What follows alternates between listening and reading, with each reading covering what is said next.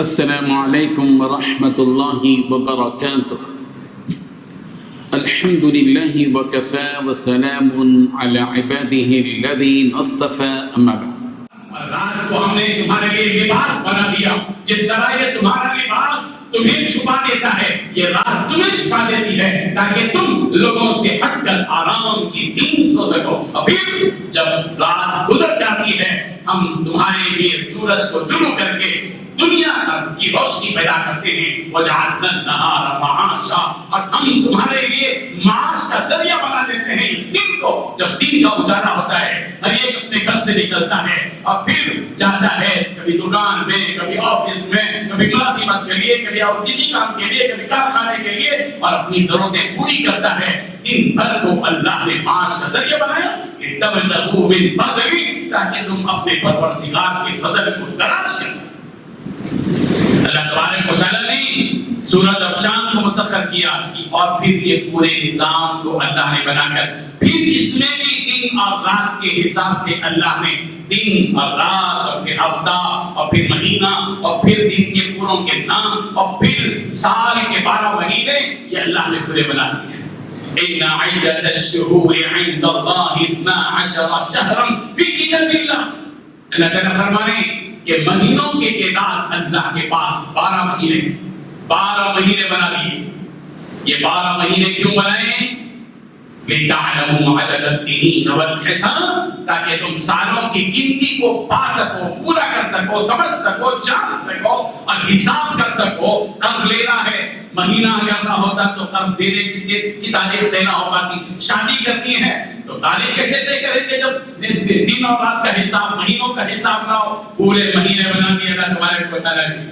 یہ مہینے اور یہ ہفتے، یہ دن اور یہ سال اس لیے بنائے تاکہ تمہارے معاملات درست ہوں اور آرام کے ساتھ اپنے معاملات کر سکو کہ شادی فلاں تاریخ ہوگی، نکاح فلاں تاریخ کو ہوگا، بیٹے کی پیدائش فلاں تاریخ میں ہوئی، فلاں کی وفات فلاں دن میں ہوئی، فلاں کاروبار کیا گیا، فلاں کا آغاز فلاں مہینے میں ہوا، فلاں سے قرض لیا تھا فلاں مہینے میں ادا کرنا ہے. یہ نظام اللہ نے کیوں بنایا ہے؟ تمہارے فائدے کے لیے بنایا ہے. انسان غور نہیں کرتا. یہ رب الجلال کی نعمت ہے. اللہ تبارک و تعالیٰ نے یہ نعمتیں دی.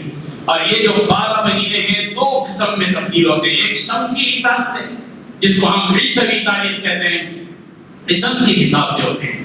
جنوری، فروری، مارچ، اپریل، مئی، جون، جولائی وغیرہ. یہ شمس کے حساب سے ہے، سورج کے حساب سے ہے. اسی لیے 12 بجتے ہیں تو پہلی تاریخ کے لیے جو ہے کیا کیا ہوتا ہے، کیا کیا چیزیں ہوتی ہیں وہ سب ہم سب جانتے ہیں. ان لوگوں کی تو شمسی اعتبار سے جو دن کا آغاز ہوتا ہے رات کے 12 بجے سے. اور دوسرا نظام جو ہے وہ قمری ہے. قمری کے ہمارے قمر کے معنی چاند کے ہیں. چاند کی تاریخ بولتے ہیں ہم لوگ، چاند کی تاریخ. ہمارے قمری اعتبار سے جو دن کی تبدیلی ہوتی ہے وہ سورج کے غروب سے. جیسے سورج غروب ہوا اگلا دن شروع ہو گیا قمری اعتبار سے. اور یہ قمری اعتبار سے جو ہمارا 12 مہینے ہیں اسی کو ہجری تاریخ بھی بولتے ہیں، چونکہ اس کا تعلق ہجرت سے ہے. ہجرت کی تاریخ سے شروع ہوئی. اور یہ جو مہینے ہیں محرم، صفر، ربیع الاول، ربیع الاخر، جمادی الاول، جمادی الاخر، رجب، شعبان وغیرہ وغیرہ، یہ جو 12 مہینے ہیں ان میں کا جو پہلا مہینہ ہے وہ محرم ہے اور آخری مہینہ ذوالحجہ. ذوالحجہ سے سال کا اختتام ہوتا ہے اور محرم سے سال کا آغاز ہوتا ہے. اور یہ جو ہجری تاریخ رکھی گئی، پہلے تو تاریخ نہیں تھی. حضور اکرم صلی اللہ علیہ وسلم سے بعد نے کہا کہ شمسی تاریخ کے بجائے قمری تاریخ رکھی جائے. تو سوال ہونے لگا کہ کیا حساب سے ہم تاریخ کا آغاز کریں، کس حساب سے کریں؟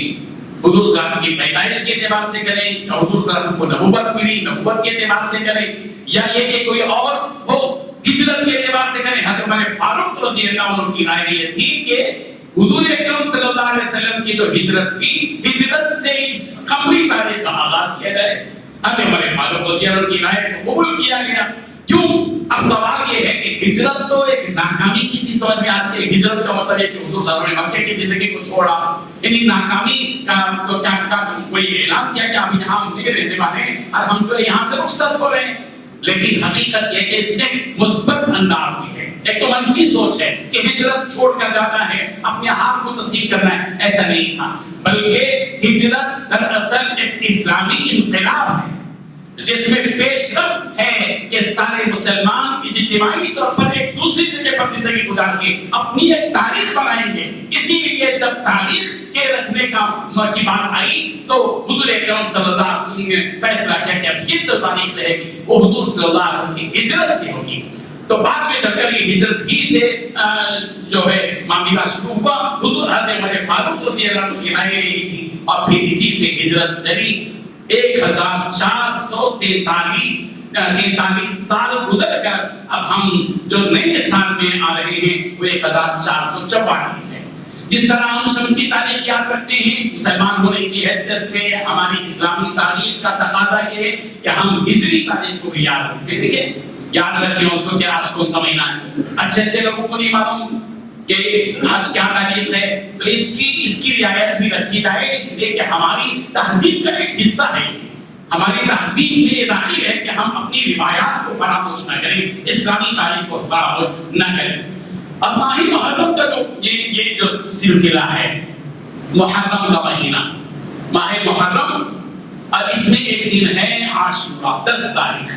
جو 10 تاریخ کا دن ہے وہ حضور اکرم صلی اللہ علیہ وسلم نے بھی اس 10 تاریخ کے لیے عاشورہ کا لفظ استعمال کیا. عاشورہ عشر سے ہے. عشر کے معنی عربی زبان میں 10 کو کہتے ہیں اسی سے عاشورہ ہے.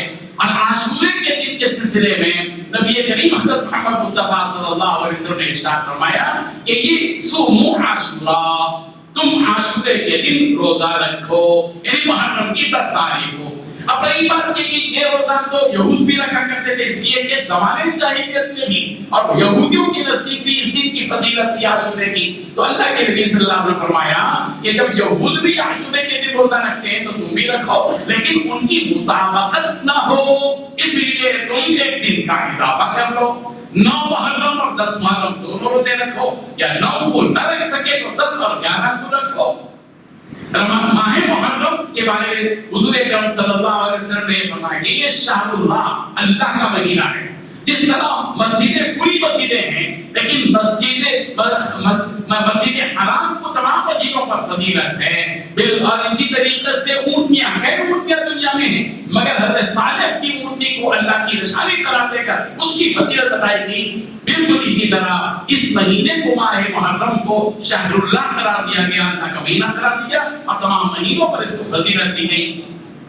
محرم کے مہینے میں رمضان کے علاوہ دوسرے مہینوں میں روزہ رکھنے کی جو فضیلت ہے ماہ رمضان کے روزوں کے علاوہ دوسرے تمام مہینوں میں جو روزے رکھے جاتے ہیں ان میں سب سے زیادہ فضیلت والا روزہ عاشورہ کا ہوتا ہے. اتنی فضیلت اس کی یہ وجہ ہے کہ حدیث میں کہ جس شخص نے عاشورے کا روزہ رکھا اس نے گویا پورے 30 دن کے روزے رکھے گویا کہ پورا مہینہ اس نے روزہ رکھا. یہ فضیلت ہے. اب رہی بات عاشورے کے سلسلے میں ایک بات ذہن میں رکھنا چاہیے کہ عاشورے کے بارے میں لوگوں میں عام روایت ہے کہ اس دن حضرت آدم علیہ السلام کی توبہ قبول ہوئی. اس دن حضرت یونس علیہ السلام مچھلی کے پیٹ سے نکل کر باہر آئے اور اس دن حضرت نوح علیہ السلام کی کشتی سمندر سے کنارے میں آئی. یہ اس کی کوئی سند نہیں ہے.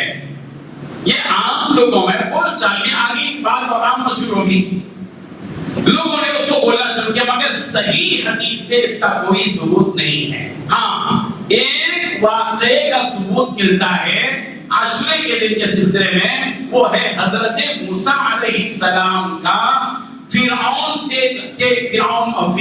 سے نجات پانا. یعنی کہ جس دن حضرت موسیٰ علیہ السلام کے لیے سمندر میں راستے بنا دیے گئے حضرت موسیٰ علیہ السلام سمندر پار کر کے جس دن ہے اور فرعون سے حضرت موسیٰ علیہ السلام کو جو نجات ملی وہ اسی عاشورے کا دن تھا. جزاک اللہ. وہ عاشورے کا دن تھا. یہ بات سمجھ میں آ گئی. اب رہی یہ بات کہ عاشورے کے دن محرم کے سلسلے میں بہت سی لوگوں نے اس میں خلط ملط کر لیا بالخصوص شیعہ برادری کے لوگوں نے. دیکھیے عاشورے کا کے بارے میں حضور صلی اللہ علیہ وسلم نے بتایا صوموا عاشورہ. اس کا مطلب ہے کہ عاشورے کی پہلی سے فضیلت ہے. یہ نہیں سمجھنا چاہیے کہ حضرت حسین رضی اللہ عنہ کی شہادت کی وجہ سے عاشورے کی فضیلت ہے. ایسا نہیں ہے. یہ اور بات ہے کہ اتفاق سے بعد میں عاشورے کے دن ہی حضرت حسین رضی اللہ عنہ کی شہادت کا یہ واقعہ پیش آیا, جو واقعہ بھی یقیناً دردناک واقعہ ہے حضرت امام حسین رضی اللہ عنہ کے سلسلے ہے. لیکن اس دن کو ماتم کا دن بنانا, نوحے کا دن بنانا, تعزیے کا دن بنانا, شربت پینے کا دن بنانا اور اس میں ناچنا کودنا اور طرح طرح کی ایسی حرکتیں کرنا جس کا تعلق اسلامی تہذیب اور اسلامی روایات اور اسلامی تعلیمات کا سے کوئی تعلق نہیں, یہ سب خرابی ہے. اور ہم تماشا دیکھنے کے لیے جاتے ہیں. ہمارے سنی بھائی اس کی کوئی ضرورت نہیں ہے اس کی, بلکہ بعض مرتبہ تو ایسے مناظر دیکھنے کے لیے جانا ان کی روایات کی حوصلہ افزائی کرنا ہے اور خرافات اور بدعات کی حوصلہ افزائی کرنا بھی جرم میں داخل ہے, جرم. اسی لیے اس دن عاشورے کے دن کوئی چیز پکوان کرنا, مختلف قسم کی چیزیں, دم کے روٹ, بھائی آپ کے دم کے روٹ سال میں کھائی, ہم کو کیا کرنے کا ہے, ہم نے کبھی کی جو ہے وہ نہیں کی. روٹ ہے, غذا ہے, کھا سکتے ہیں, مگر دم کے روٹ کو دم کر کے عاشورے سے جوڑنا یا محرم سے جوڑنا اور پھر اس دن مٹھائی کھانے کی کرنا, یہ سب کیا ہے؟ حضرت حسین رضی اللہ عنہ کی خود کے ساتھ خود غداری ہے. اور اس دن پینے کی بات اور اس دن میٹھا کھانے کی بات, کہاں عقل اس کو برداشت کر سکتی ہے؟ اسی لیے جو لوگ کر رہے ہیں ان کے پیچھے جانا یہ ہمارے اسلام کی تعلیمات نہیں ہے. ہم کو تو وہی ہے, ما آتاکم الرسول فخذوه وما نهاکم عنه فانتهوا, یہ رسول جو تم کو دے وہ لے لو, اور رسول جس چیز سے تم کو منع کر دے رک جاؤ. اللہ کے رسول نے کبھی کسی کی وفات پر ماتم نہیں کیا, نوحہ نہیں کیا, سرگوبی نہیں کی, سینہ نہیں پھاڑا, کچھ بھی نہیں کیا. پیارے پیغمبر صلی اللہ علیہ وسلم کے بیٹے ابراہیم کی وفات ہوئی ہے. اللہ کے نبی صلی اللہ علیہ وسلم کے سامنے ابراہیم کی لاش موجود ہے. پیغمبر کو کتنا دکھ نہیں ہوا ہوگا اپنے بیٹے کی وفات پر, مگر اللہ کے نبی صلی اللہ علیہ وسلم نے کوئی ماتم نہیں کیا, نوحہ نہیں کیا. اگر نوحہ اور ماتم کرنے کی اجازت ہوتی پیغمبر اپنے بیٹے کی وفات پر ماتم کرتے, لیکن سرکار نے ماتم نہیں کیا. کیا فرمایا؟ وَإِنَّا بِفِرَاقِكَ لَمَحْزُونُ يَا إِبْرَاهِيمُ, اے ابراہیم, بیٹے ابراہیم, تمہاری جدائی پر ہم غمگین ہیں. لیکن اللہ کے فیصلے پر ہم راضی ہیں. سرکار کی آنکھوں سے آنسو تو بہے, مگر پیغمبر نے کبھی نوحہ نہیں کیا, ماتم نہیں کیا, سینہ نہیں پیٹا. ہمارے لیے تو یہی تعلیم ہے.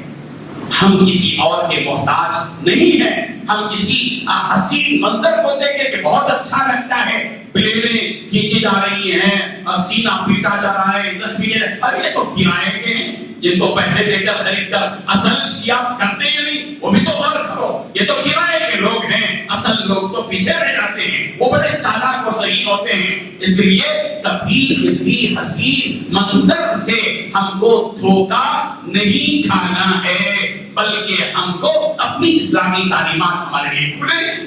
اللہ کے نبی صلی اللہ علیہ وسلم نے کوئی چیز چھپائی نہیں ہے.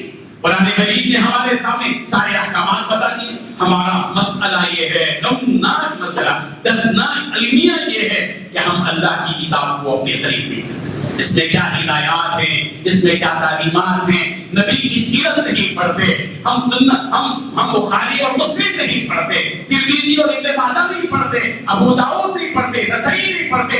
حدیث کی اتنی بڑی بڑی کتابیں اردو زبان میں عام فہم انداز میں آ چکی ہیں, ہم نہیں پڑھتے. ہم صرف دیکھ کر ایمان کو, ہم سنی ہیں. سنی کا مطلب لوگ بات بتا بولتے ہیں, سن کر ایمان میں بس, یعنی سنتے ہی رہتے ہیں, عمل کرتے رہتے, دیکھتے نہیں, پڑھتے نہیں. ہم کو حکم ہے اقرا پڑھو, اللہ کی کتاب کو پڑھو, نبی کی سیرت کو پڑھو, احکامات کو پڑھو, اور اللہ اور یہ علم جن علماء کو دیا گیا ہے ان کے قریب جاؤ, پوچھو. وراثت کے مسائل علماء کو معلوم ہے, پوچھو. وراثت کیسے تقسیم ہوگی, نکاح کے مسائل علماء کو معلوم ہے, پوچھو کہ نکاح کیسے کرنا چاہیے. کسی کی تدبیر اور کسی کی تکفیر اور کسی کے غسل کرنا ہے, علماء سے پوچھو.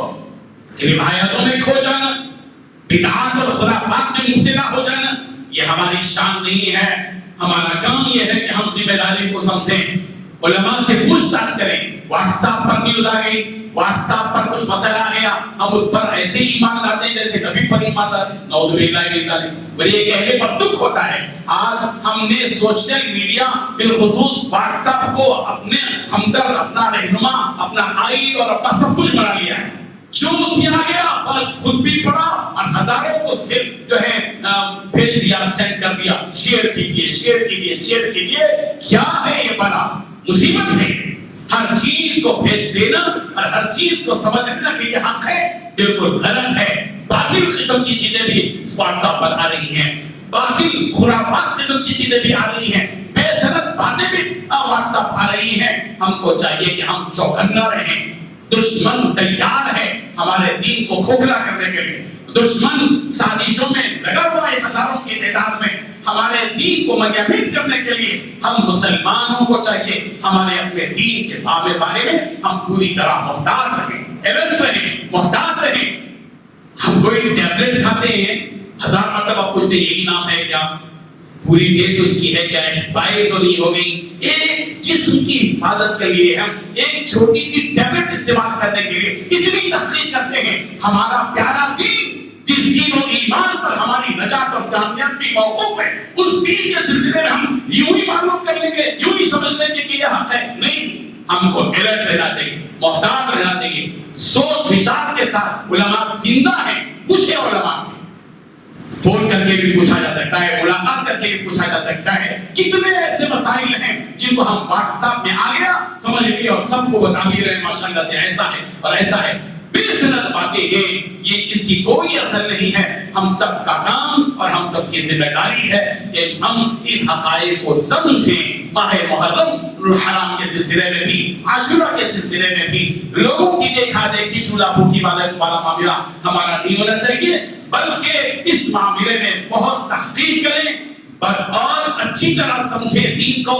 دین کی اپنی ایک شکل نبی نے بنا دی ہے, قرآن مجید نے دین کا ایویش بنا دیا ہے. نیا ایویش بنانے کی کوئی حاجت نہیں ہے. ہم کسی اور کے محتاج ہرگز نہیں ہے. ہمارا دین کامل ہے. اللہ کے رسول صلی اللہ علیہ وسلم کی زبانی قرآن مجید میں یہ اعلان کر دیا گیا آج سے 1500 سال پہلے, اليوم اکملت لکم دینکم, آج کے دن میں نے تمہارے لیے تمہارے دین کو مکمل کر دیا ہے. اب کوئی زمانہ 1500 سال کے بعد ضرورت باقی نہیں کہ اس دین کی تکمیل کے لیے کوئی نئی چیز اس کے اندر داخل کریں. کوئی محتاج نہیں ہے. ہمارے نبی, ہمارا قرآن, ہمارا دین کامل ہے, مکمل ہے. اس میں ایک اینٹ بھی داخل کرنے کی کوئی ضرورت نہیں ہے. یہ محل تعمیر ہو چکا ہے, یہ عمارت مکمل ہو چکی ہے. اس میں کسی بھی ملمہ خاطی کی کوئی حاجت نہیں ہے. ہم سب کو اپنے دین کو سمجھنا ہے. اللہ کرے کہ کہیں بھی یہ باتیں ہم سب کے ذہن میں آئیں اور دین کے معاملے میں ہم محتاط رہیں. فتنے کا دور آ رہا ہے اور طرح طرح کے نئے فتنے اسلام اور مسلمانوں کو ختم کرنے یا مٹانے کی سازشیں میں ہیں. لیکن یاد رکھیے, جاء الحق وزهق الباطل ان الباطل كان زهوقا. حق آ گیا ہے, یہ آنے کے لیے آیا ہے, یہ جانے کے لیے نہیں آیا ہے. یہ غالب ہونے اور غالب رہنے کے لیے آیا ہے. دین اسلام مغلوب ہونے کے لیے نہیں آیا ہے. حالات آتے رہیں گے. اب جو حالات آئے یہ آئے ہیں, اس سے بھی بدتر حالات آئیں گے. مگر ہم مغلوب ہونے کے لیے نہیں آئے ہیں, غالب ہونے کے لیے آئے ہیں. اسلام غالب رہے گا, قیامت تک رہے گا. جب تک یہ کتاب ہمارے سامنے ہے, یہ دین غالب ہے. جس دن اللہ کو راضی ہوگا اس بات پر کہ اب دنیا باقی نہ رہے, اللہ سب سے پہلے اس کتاب کو اٹھا لیں گے. جب یہ کتاب اٹھ جائے گی تو اب دین بھی باقی نہیں رہے گا. جب دین نہیں رہے گا تو پھر یہ دنیا بھی نہیں رہے گی. اللہ نے جس مقصد کے لیے دنیا بنائی تھی وہ مقصد مکمل ہو چکا. اللہ قیامت لائیں گے اور پھر ہر ایک کو بدلا دیں گے. لیجزی الذین آمنوا وعملوا الصالحات, تاکہ ایمان والوں کو اور نیک اعمال کرنے والوں کو ان کا بدلہ دے. دوبارہ اللہ ہم سب کو اٹھائے گا اور ان کافروں کے لیے تو دہکتی آگ ہی کافی ہے. اللہ تعالی ہم سب کو عمل کی توفیق عطا فرمائے. آمین. وآخر دعوانا ان الحمد للہ رب العالمین.